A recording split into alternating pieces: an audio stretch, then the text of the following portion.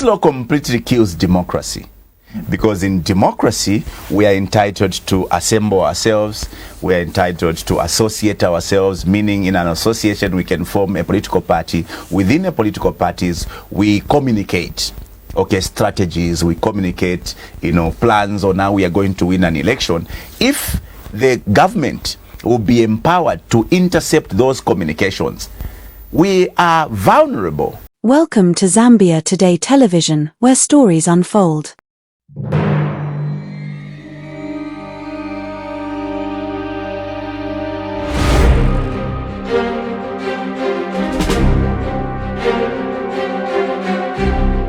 Today, a bold move from Copperbelt Province, Nkana Member of Parliament Binwell Mpundu has launched a powerful petition against Zambia's recently enacted cyber laws, labeling them oppressive and a direct attack on free expression. Will be empowered to intercept those communications. We are vulnerable, okay? Because at every point when we're trying to communicate. Speaking during an appearance on Diamond TV's breakfast show, Mpundu didn't hold back. He accused the ruling UPND government of weaponizing the Cybersecurity and Cybercrimes Act to instill fear and suppress dissent. This law completely kills democracy, because in democracy we are entitled to assemble ourselves, we are entitled to associate ourselves, meaning in an association we can form a political party. Within a political parties we communicate, okay, strategies, we communicate, plans on how we are going to win an election. If the government will be empowered to intercept those communications, we are vulnerable, okay? Because at every point when we're trying to communicate with comrades in a political, party, they will intercept our conversations and can use it against us. It kills democracy completely. It kills your freedoms to communicate freely. It kills your rights to privacy. It kills everything. The very fabric of existence, our existence, is the ability to communicate. If anybody takes away your ability, your freedom to communicate, let alone your rights to have some form of privacy, you are dead as a people. If a law is going to propose, as far as the law enforcement agencies going into my bedroom to place a gadget, for all those who don't understand, the law is actually empowering law enforcement agencies to come into your bedroom vida and insert gadgets just when they suspect you are going to commit a crime. Now, the question is, are they sangomas to suspect that you're going to commit a crime? And how are they even going to use that information? Peradventure, they don't find anything incriminating. Because if you're going to place a camera into my bedroom, you are going to capture all the shenanigans in my bedroom. What are you going to use that information for? Without belaboring on this point, those are things that you find being leaked out to the public. Chances are that the conversation you referred to between two parties could have intercepted by people that were looking for a crime to be committed. And when there was no crime committed, let's just leak it to the public so that we expose these for the conversation they were having. Now, those are the dangers. So, just to respond to Vida, the apprehension of the 2025 cyber laws is on the provisions that have been put there. For example, further to that provision I've mentioned, this law is now criminalizing what they are calling publication of false information. You as journalists, you are the most affected by this provision. What is false information? Because it hasn't been clearly defined. A law must not be so vague because it is subject to abuse. False information. Now, who is going to be the referee to determine what is true and what is not false? I'll give you an example. The UPND today are boasting they've done 90% of their promises. According to their standard, they've done 90%. But any sane Zambian today will tell you that is a lie. Which 90% promises have the UPND done?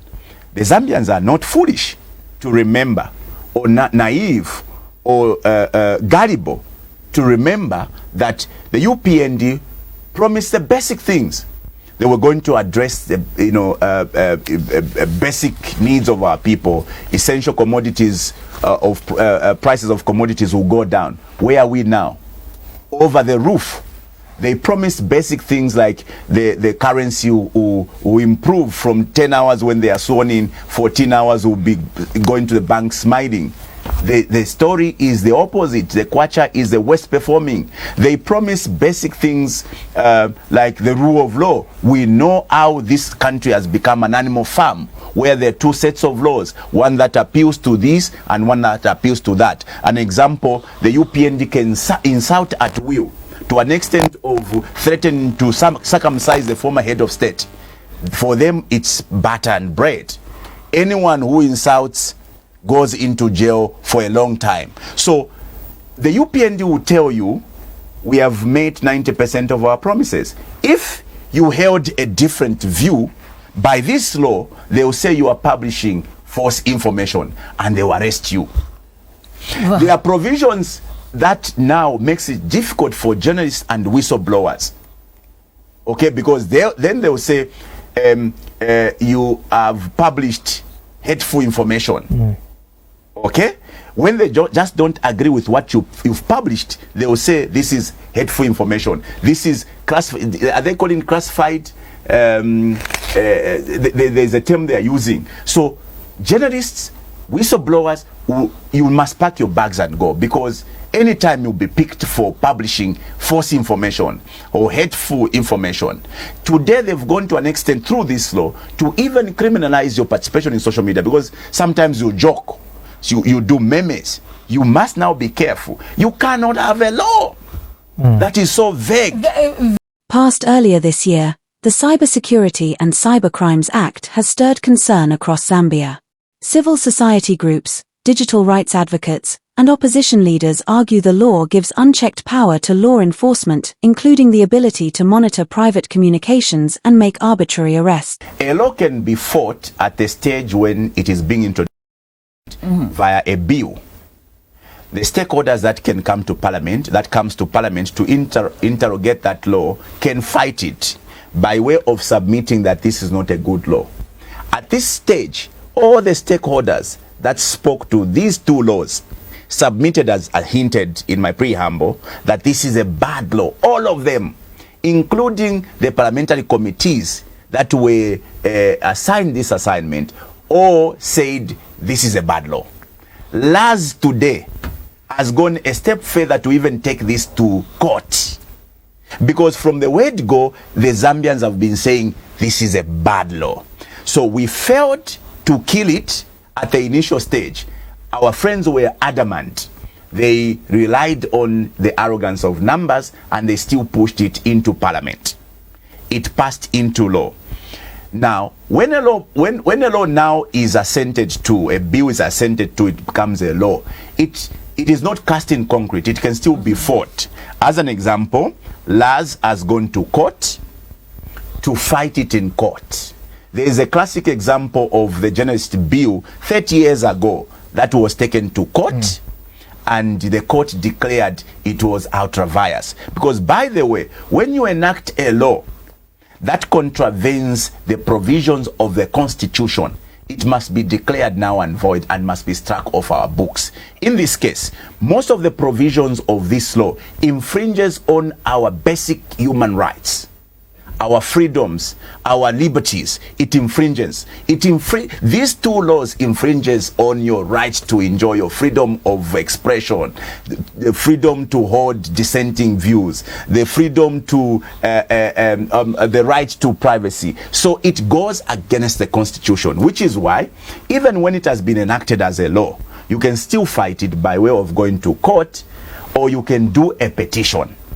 Mpundu, known for his fierce independence, is now rallying Parliament and the Zambian public to support his petition, calling for a repeal or major amendment to the law. And the starting point to demonstrate our commitment is we want to petition these two laws. So we have basically started a process of collecting 1 million signatures. Our understanding is that if 1 million Zambians are going to sign a petition. By the way, there's both an online petition. If you are lazy to go and sign a paper, you can find it on my Facebook page, and we're going to make it available on all major platforms. So there's an online form you can sign in. I must make it clear, there are fears that if you sign a petition, they can come for you. You would contravene a law. The duty of citizens, number one, is to hold government accountable for its actions and inactions. So, will this petition gain the momentum needed to force a policy shift? Or will Zambia's cyber laws remain in place, drawing even more scrutiny from the public? Let us know your thoughts in the comments below. Is this law protecting you, or is it controlling you? Because you see, Vida, you can't be a people that just sits to complain every day. Awe fialubana, awe UPND ba chabe chabe, Mairoba UPND ba chabe chabe. Take actions.